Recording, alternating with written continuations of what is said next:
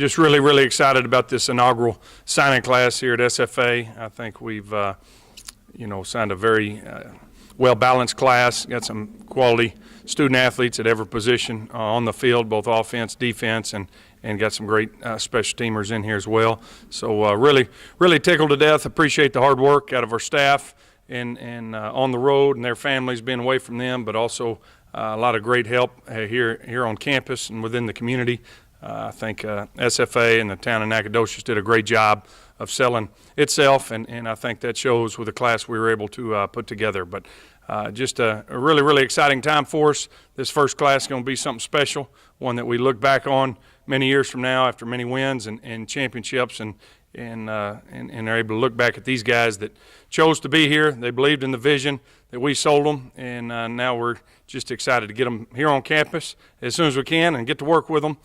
Building something special out here in the Piney Woods. So that's about it for opening statement, I guess, and I'll open it up for questions.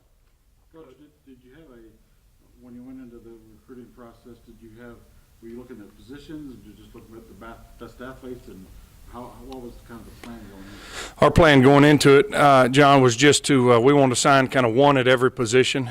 We wanted to just sign a foundation that we could build this program around, and so I think we did a tremendous job with that. The rosters in a little bit not even across the board in terms of what we inherited. So rather than try to piecemeal it and fill some holes here, we just say let's just start with a great first class and get some great high quality student athletes that know how to win, come from great programs, and are going to just really lay the foundation, the cornerstone for this program to be built on. What's the benefits of recruiting from the inside out like y'all were doing? Right. We do want to make sure we win at home, and, we're not going to be able to sign every kid in East Texas, obviously with just scholarship limits and everything else, but we were really, I think you've got to recruit from East Texas out. Those guys understand what it means to live out here in the Piney Woods, and those guys that want to stay close to home, we want to give them an opportunity to, if they fit what we're doing and are a high-quality student athlete as well. So we were able to do that. I think 3 of our signees come from tremendous programs, all had multiple FBS offers, some of them even Power 5 offers. But, Big Carl Williams obviously is the headliner of that group.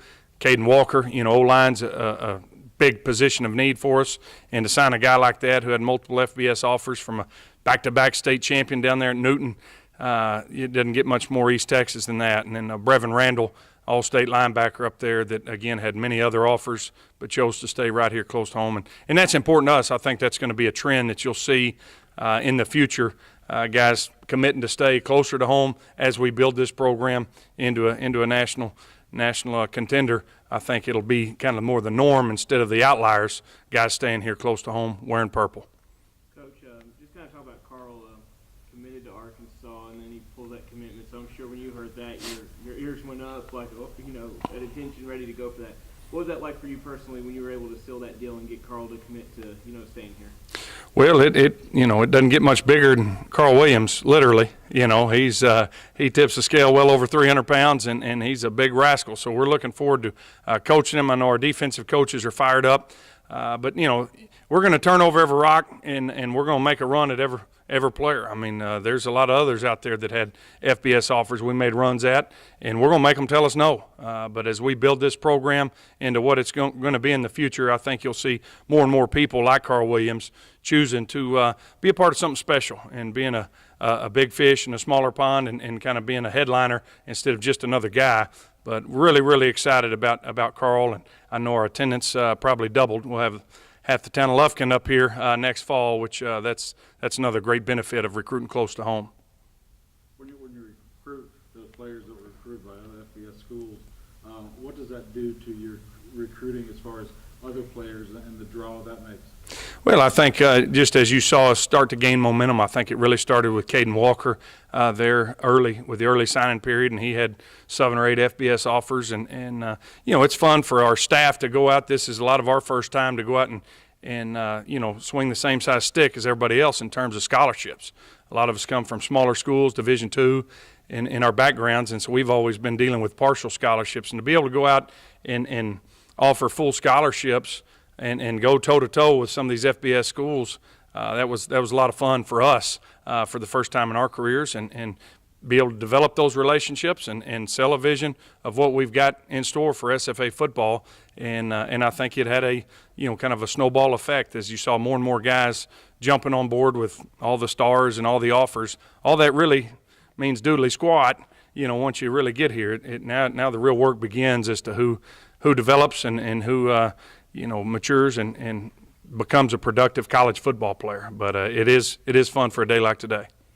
Coach, you talk about your staff first time out on this recruiting trail at the FCS level. How helpful was it, though, that you have, you and the guys that kind of come over from Commerce with you that have been through a lot of these schools, know the kids already, and then have a guy like J-Mac who is from East Texas and he knows where the power schools are to go hit up, know the coaches with the culture down here. How important was that y'all had a foundation with the coaching staff from here, too? Right. Now, who is J-Mac? Who is that guy? No, I know who J-Mac is. I'm just giving him some fits. So anyway, no, it's awesome, and I do want to thank the Texas high school coaches out there because we were behind. We were way behind. Everybody else had a full year of recruiting cycle ahead of us, but we were able to jump out there. It was the longest dead period in the world. Some of these calendars aren't really what we're used to working with, but we jumped out in there as soon as the convention was over. We had about 3 weeks to just get out there and hustle, and we were getting across the state, and I think Enterprise lost money on the amount of miles we put on their cars. But those Texas high school coaches and those relationships that we've had in the past, I think paid a lot of dividends because they understand who they're entrusting their kids to, and we've got some credibility built up across the state over the past 20, 30 years with some of us and our history recruiting the state of Texas. So that definitely played a big role in a lot of the success we had in such a short period of time. Coach, can you just talk about your experiences at A&M Commerce? You're a championship coach. You brought in a championship staff. Can you talk about how that's going to help these guys reach that goal? Well, I think a lot of these guys that took the time to listen and even get on campus and be around our staff and understand what we're about and the type of program that we're fixing to build. I think they were able to see the experiences we had at A&M Commerce gave us a great advantage because the script's already been written. History has a way of repeating itself, and I think it will here. I believe it will here, and so do these guys because they've seen what we did there in that first inaugural recruiting class at A&M Commerce. We didn't have a lot to sell other than just the vision that we're selling. And those guys end up graduating as all-time winningest class in school history there. And I expect the same with this group coming in. I expect 4 or 5 years from now, these guys to be graduating from SFA as the greatest class to come through the football program in the history of the school. You sell the vision on them when you go recruit. You tell them the vision you're building and believe in the vision. What else do you add to that or change with that, or when you get them in here at camp to keep stressing that vision? What is the vision, I guess? Well, the vision is, building a championship program that competes on the national level, and that's what we're working towards every day. We're chopping wood, as lumberjacks do, but that's the football side of things. The thing is, if we can just get kids to campus, we did not lose hardly any kids if they chose to take an official visit because they were able to get here and meet with professors, see the campus is the prettiest campus maybe in the country. It's unbelievable, this town and this community. And then just for those guys to have a chance to be around our current team.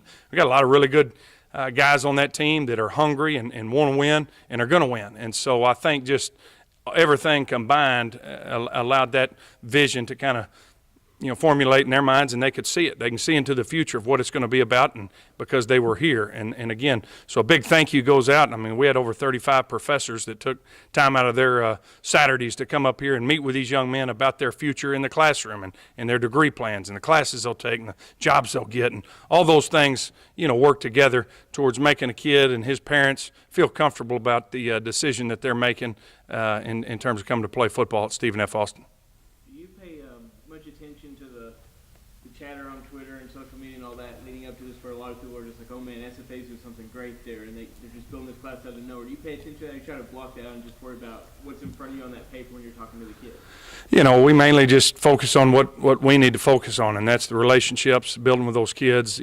Social media's got a place in that. I enjoy social media to try to find a good place to eat or a recommendation on a hearty plate of food out there across the state of Texas, and I try to give back to that. But no, we enjoy and we do interact quite a bit on social media. That's the platform that a lot of these young men now communicate with. So there is that interaction, that recruiting aspect of it. I think our people on campus did a terrific job with our graphics and with some of the stories and stuff that they were pumping out over the last 3 weeks. But it is a great medium in recruiting. But in terms of all the other chatter and this star and that star and what we're doing, we don't worry about that kind of stuff. We just focus on the job we have to do. Coach, when you're recruiting players, obviously you're combining players that are already here with new players and they're not familiar with each other. Talk about the importance of the two getting to know each other and the players that are here, helping the ones coming in feeling welcome and giving them a place to go. I think that's a huge part of it because the kids aren't going to lie. Kids are going to tell the truth, and so that's with the university that we have and the type of kids we have on this team. We got some great young men on this team and within this program, and they're hungry to win. And I think they're just as excited as we are as coaches in terms of what this future holds. But they also, we took a campus tour as a staff about 3 weeks ago. I still don't know what building's what and who goes where, but those kids do. And so they're able to answer some of the questions that maybe we aren't in terms of, campus life and the social life and the town, the community of Nacogdoches and living out here in East Texas. So I think they're our best asset in terms of recruiting. Again, if we can get the kids on campus, we've got a great chance to seal the deal. I got one final question back here for me at least.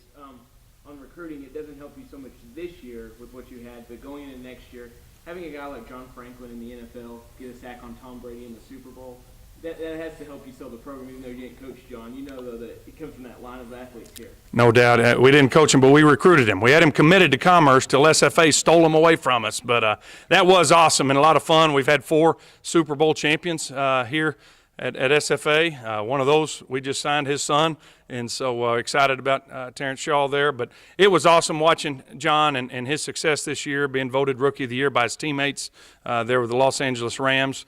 Wade Phillips is another great connection to this university with his dad, Bum. The great Bum Phillips is a graduate, and so we were definitely don't tell Tom Brady and the boys, but we were rooting for the Rams. They came up short, but it was great to see John Franklin Myers have such a great season, capped off with a lot of success there in the Super Bowl.